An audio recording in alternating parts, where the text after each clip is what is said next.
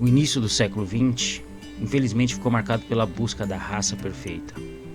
Na Europa, como tanto tom de pele, cabelo, altura eram traços muito semelhantes entre uma pessoa e outra, eles começaram a procurar especificidades nas raças. Eles mediam o tamanho do nariz, tamanho das orelhas, circunferência do crânio, tudo isso para tentar encontrar a raça superior. Mas essa tal raça superior também se levava em conta não só os fatores físicos, mas os fatores mentais. A raça superior tinha que ser mais inteligente. Mas aí fica uma dúvida. O que é essa tal da inteligência? Ela pode ser medida em números?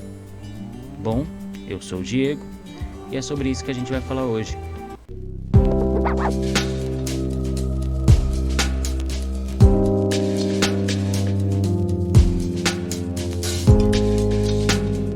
E na busca da resposta do que é inteligência, eu recorri ao dicionário. Inteligência é a capacidade de conhecer, de compreender. A inteligência que distingue o homem do animal. E se a gente for pegar desse ponto, é muito vago, porque os animais se provam muito inteligentes. Os lobos planejam estratégias de caça impressionantes. Os golfinhos e baleias têm comunicação altamente complexa. E as abelhas, então, que funcionam de forma organizada, que deixam muitas empresas com inveja. Isso é uma grande prova da sua inteligência. Então, se a gente partir desse ponto, de que o animal também é inteligente, o fator decisivo vai ser a quantidade de inteligência. Mas e aí? Será que tem como medir ela? Será que existem números para averiguar a inteligência? Vamos dar uma olhada lá na história. Se a gente mapear a história, vamos perceber o quanto o homem sempre deu valor à inteligência. Voltando 2.500, 3.000 anos lá para a Grécia Antiga, com Platão, Sócrates, Aristóteles, a gente vai perceber o quanto esses homens eram admirados pela sua inteligência e quantas pessoas paravam para ouvir a sua inteligência. Muitas pessoas estudavam e seguiam Sêneca, Platão, Sócrates, Aristóteles e todos esses pensadores tentando pegar um pouco da sua inteligência.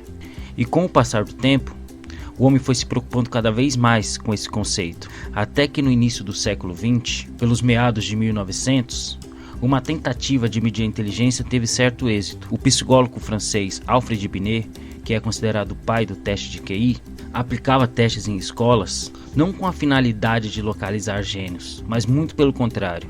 Binet fazia testes em escolas para identificar crianças com dificuldades de aprendizado, TDA, dislexia, descalculia, atrasos mentais, entre outras coisas que atrapalhavam profundamente o aprendizado dessas crianças. E nesse quesito o teste funcionava muito bem, e em pouco tempo ele acabou ficando popular.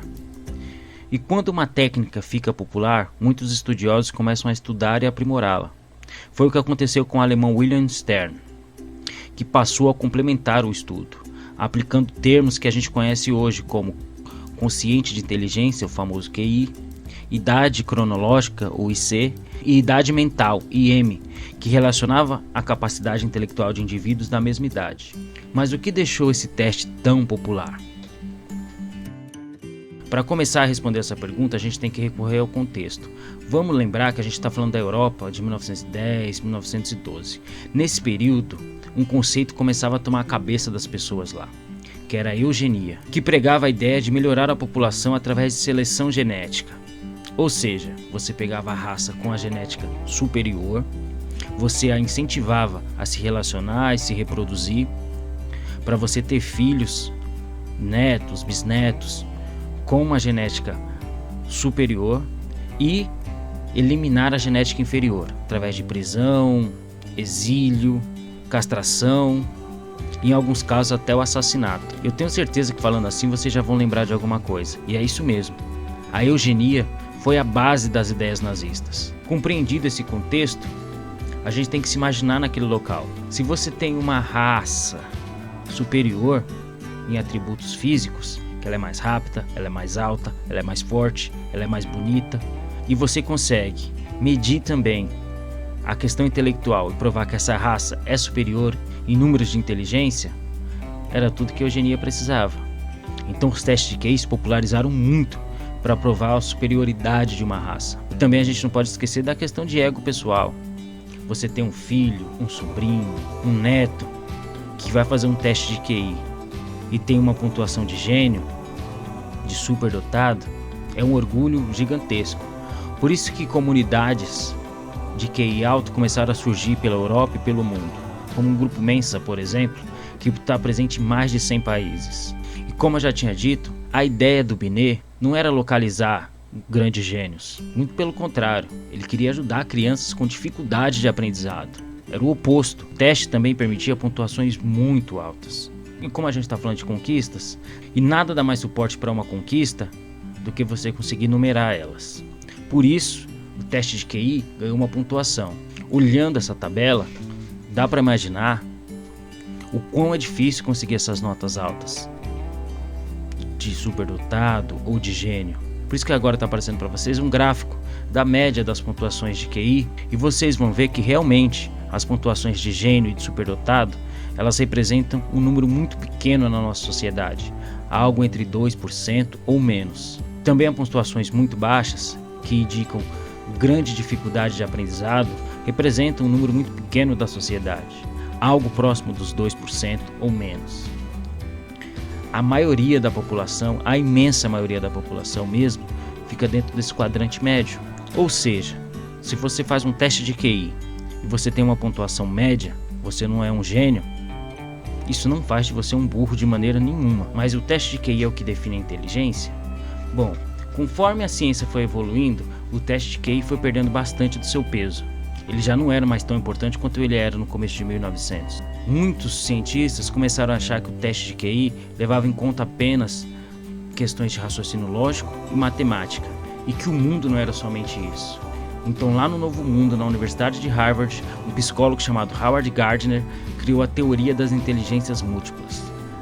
Howard acreditava que a inteligência, na verdade, estava mais relacionada com áreas de interesse. O estudo de Howard descreveu 7 tipos de inteligência nos seres humanos. A inteligência lógico-matemática, que é uma inteligência muito presente em engenheiros, físicos, matemáticos, que ela está baseada no raciocínio dedutivo para solucionar problemas, solução de quebra-cabeças, códigos binários, entre outras coisas. A inteligência linguística caracteriza pelo domínio e gosto espacial pelos idiomas, pelas palavras e o desejo em explorar. Ela é muito predominante em poetas, escritores, linguistas. Musical. Ela é muito predominante em compositores, maestros, músicos, críticos de música. Espacial. Se baseia na capacidade de compreender o mundo visual com precisão, permitindo transformar modificações, percepções e recriar experiências visuais até mesmo em estímulos físicos. Ela é muito presente em arquitetos, artistas, escultores, desenhistas, navegadores, jogadores de xadrez. Corporal sinestésica é a capacidade de controlar e orquestrar movimentos do corpo. Você vai ver ela em jogadores de futebol, dançarinos, acrobatas. Intrapessoal é a inteligência de se conhecer a si mesmo. É o domínio da mente humana sobre si. Ela é muito presente em psicólogos, psiquiatras, coaches. Interpessoal é a habilidade de entender as intenções, motivações e desejos dos outros. Ela é muito bem desenvolvida em políticos, em religiosos, em professores, apresentadores de televisão, que conseguem reter a atenção do público. Esse estudo do Gardner fez tanto impacto na sociedade educacional que muitos estudiosos depois começaram a propor novas inteligências, como a inteligência naturalista, por exemplo, que é a capacidade de conhecer a natureza. Ela é muito presente em geólogos, biólogos, sobrevivencialistas, e também a inteligência existencial, que é a capacidade de discutir assuntos profundos da existência, como fazem os filósofos, os líderes espirituais. E um adendo muito importante.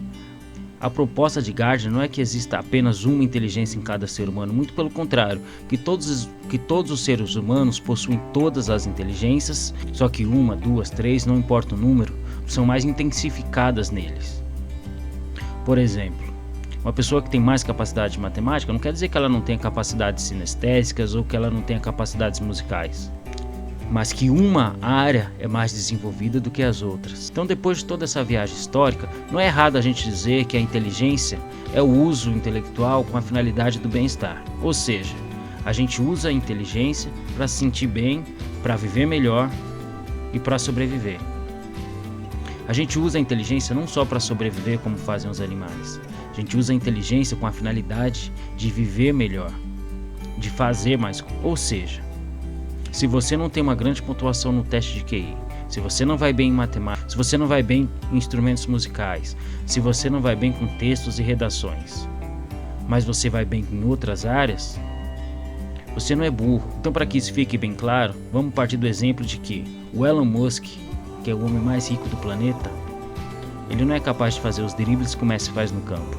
Que o Lewis Hamilton, que é um dos maiores pilotos de Fórmula 1 de todos os tempos, ele não sabe prever as nuances do mercado financeiro como Warren Buffett faz. Como Einstein já disse uma vez, se você julgar um peixe pela sua capacidade de subir em árvores, ele vai ser o mais estúpido dos animais. A gente vive no mundo hoje, principalmente nas redes sociais, que você vai encontrar comentários como burro, idiota, ameba, gênio, mito, todos eles fazendo referência à inteligência ou à falta da inteligência. Isso só gera confusão e frustrações. Então, depois de tudo isso, fica bem claro pra gente que a inteligência é algo muito complexo para ser medido em números. Mas que a gente também aprende que algumas coisas podem ajudar a desenvolver mais inteligência. Como, por exemplo, duvidar. Não acreditar que qualquer informação é verdade absoluta. Duvidar sempre que preciso, sempre que necessário. Não se colocar como bem acima do mal. Todo mundo tem características éticas e morais que precisam ser arrumadas. Se você não enxerga essas suas falhas éticas e morais, dificilmente você vai conseguir corrigi-la. Bem como a modéstia. A modéstia é fundamental para a vida do ser humano, para a sua capacidade intelectual. Aquela famosa frase do Platão, só sei que nada sei, ela se aplica muito bem. Se você se coloca como espectador e como aluno da vida, você vai aprender muito mais do que se você se colocar como professor. E isso de aluno e professor nos traz também uma questão muito importante, que é compreender a necessidade do outro na nossa vida. Hoje, com os coaches e com os livros de autoajuda, a gente ouve sempre que a gente é capaz, que a gente pode sozinho, que a gente vai muito longe. Isso não deixa de ser verdade, tá? Eu acredito que o ser humano é uma máquina impressionante, capaz de fazer coisas incríveis. Mas se você tem alguém para dividir seus sonhos, seus planos, para te ajudar a crescer, com certeza vai ficar muito mais fácil. O ser humano é muito poderoso sozinho, mas junto ele é muito maior. Quando a gente fala do ser sozinho, tem uma outra coisa que é muito importante também, que a gente não pode deixar de falar. A disciplina e o foco são muito mais importantes do que a inteligência. Você vai ver pessoas muito inteligentes, muito capazes, que se elas não fizerem, se elas não tiverem foco, se elas não tiverem disciplina, elas não vão chegar nem perto de pessoas focadas. Bom, eu encerro o nosso papo por aqui. Agradeço a todo mundo que ficou comigo. Se você gostou desse vídeo, achou que ele é importante, que pode ajudar alguém, compartilha, deixa o like, comenta aqui embaixo o que você acha sobre a inteligência e não se esqueçam que eu volto. Falou!